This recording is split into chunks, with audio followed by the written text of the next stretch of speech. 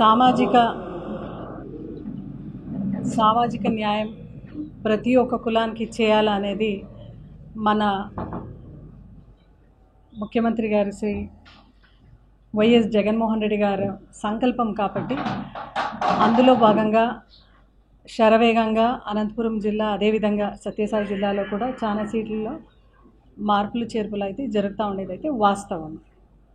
So ఎందుకు ఇది చేసుకుంటున్నామంటే ఒక ముఖ్యమంత్రి గారు ఎప్పుడు చెప్తుంటారు నా బీసీ, నా ఎస్సీ, నా ఎస్టీ, నా మైనారిటీస్, ఈ ఒక సామాజికంగా పరిపూర్ణంగా ప్రతి కులానికి కూడా ఒక రిప్రజెంటేషన్ ఉండాలి. ఎక్కువగా కులాలు ఎక్కడున్నారో అక్కడ సామాజిక న్యాయం కోసం ఈరోజు ఈ మార్పులు అయితే జరుగుతున్నాయి. మళ్ళా మన పార్టీ నినాదం అయితే వై నాట్ 175కు 175 అనే నినాదంతో వెళ్తున్నాం. ప్రజా సంక్షేమం కొరకు అదేవిధంగా the weaker and the downtrodden sections ఎవరైతే ఉన్నారో, ద వీకర్ సెక్షన్స్ ఎవరైతే ఉన్నారో అందరూ కూడా మళ్ళీ జగనన్నే రావాలి అని ప్రతి ఒక్కరు కోరుకుంటున్నారు. కాబట్టి ఖచ్చితంగా ఇది మన బాధ్యత. మా జగనన్న పైన మన పైన ఉండే ఒక పెద్ద బాధ్యత ఏదంటే మళ్ళీ వెల్ఫేర్ స్కీమ్స్తో మళ్ళీ ఈ డెవలప్మెంట్తో ఖచ్చితంగా ప్రతి కాన్స్టిట్యున్సీలో కూడా ఫుల్ ఫ్లెడ్జ్గా హయ్యెస్ట్ మెజారిటీతో మళ్ళీ వచ్చి వై నాట్ 175కు 175 అనే నినాదం అయితే పూర్తి చేయబోతున్నాం. కాబట్టి అందులో తప్పనిసరిగా ఈ మార్పులు చేర్పులు అయితే ఉన్నాయి. ఇక్కడి నుంచి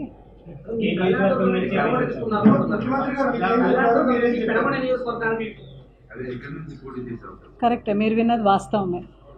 ముఖ్యమంత్రి గారు ఆదేశం మేరకు కళ్యాణదుర్గంలో వాల్మీకి సామాజిక వర్గానికి చోటు కల్పించాలి అనే ఒక నేపథ్యంలో ఈరోజు పెనుకొండలో నన్ను పోటీ చేయమని అంటున్నారు. ఖచ్చితంగా పెనుకొండ నుంచినే పోటీ చేస్తున్నాం. డెఫినెట్గా ఏదైతే ఈ కళ్యాణదుర్గం నియోజకవర్గంలో నా రాజకీయ ప్రస్థానం అయితే ఖచ్చితంగా కళ్యాణదుర్గంలోనే 2014లో జరిగింది. అపోజిషన్లో ఉంటూ మళ్ళీ రూలింగ్లో వచ్చి కళ్యాణదుర్గం ప్రజలందరూ కూడా భారీ మెజారిటీతో గెలిపించినారు. వాళ్ళందరికీ కూడా ఎప్పుడు కూడా నేను మనస్పూర్వకంగా వాళ్ళకి ఎప్పుడు కూడా కృతజ్ఞతలాగా ఉంటాను.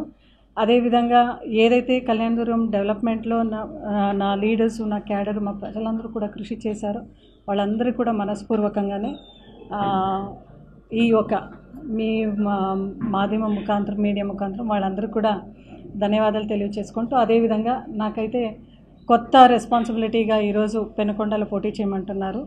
అధిష్టానం ఏమి చెప్పినా దానికి కట్టుబడి ఉంటూ ఖచ్చితంగా మేమందరూ కూడా మా జగన్ సార్ ఏదైతే చెప్తారో, మా ముఖ్యమంత్రి గారు ఏదైతే చెప్తారో దానికి అందరూ కూడా కట్టుబడి ఉంటూ చాలా సంతోషంగానే ఈ కొత్త బాధ్యతను తీసుకుంటూ మళ్ళీ ఏ కాన్స్టిట్యున్సీలో మాకు పోటీ చేయమంటారో, ఏ జవాబుదారీ ఇస్తారో దాన్ని ఫుల్ ఫ్లెడ్జ్గా 100కు 100% మనం చేసుకొని వస్తాం. ఎందుకంటే మనం నమ్మిండే సిద్ధాంతం జగనన్న, భగవంతుడు, ప్రజలు, కష్టం, ఇదే సిద్ధాంతం.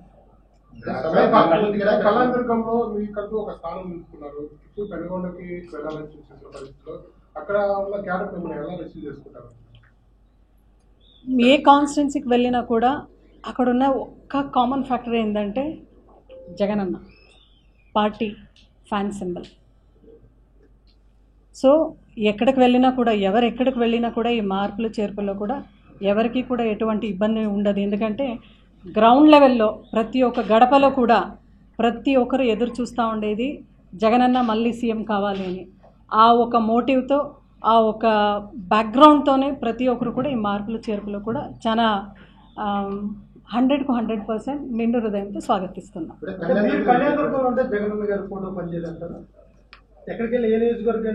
నేను మీకు ఒక మాట చెప్పినాను.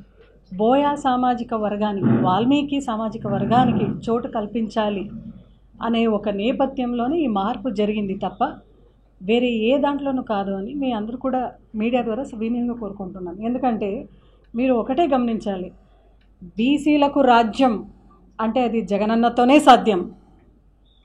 ఈ ఒక నినాదం ఉంది కాబట్టి బీసీలకు మీరు కూడా చూసినారు. గత ప్రభుత్వం అయితే ఖచ్చితంగా బీసీలందరూ కూడా గుర్తించిన పరిస్థితి లేదు. బట్ మన జగనన్న, మన గవర్నమెంట్లో మేము కార్పొరేషన్స్ ఓపెన్ చేసి చాలా కులాలందరినీ కూడా డైరెక్టర్స్ని కూడా అపాయింట్ చేసి ఇంకా ఆ కులాలకి ఎట్లా మెరుగైన సేవ అందించాలి అనే నేపథ్యంలో మనం వర్క్ చేసినాం.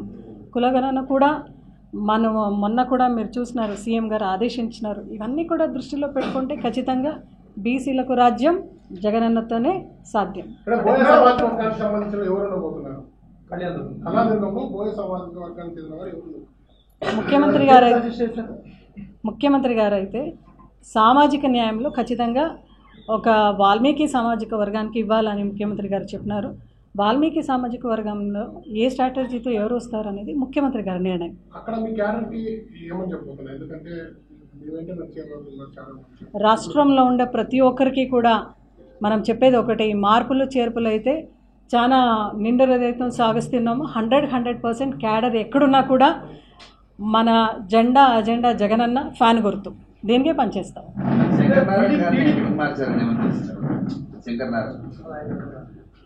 మీరు చూస్తారు ఇంకా 2-3 రోజుల్లో కూడా డెఫినెట్గా అన్నయ్యకు కూడా. టీడీపీ వాళ్ళు ఇక్కడ పనికిరాని చెత్త వేరే చోట ఎలా పనికొస్తుంది అంటే మన ఇంట్లో చెత్త పక్కింట్లో వేస్తే సుగంధం అయిపోతుంది అనే పరిస్థితి. ఇప్పుడు ఇక్కడ మీరు పనితీరును క్రైటీరియా తీసుకున్నారా జగన్ గారు, లేదంటే సామాజిక న్యాయాన్ని క్రైటీరియా తీసుకున్నాం.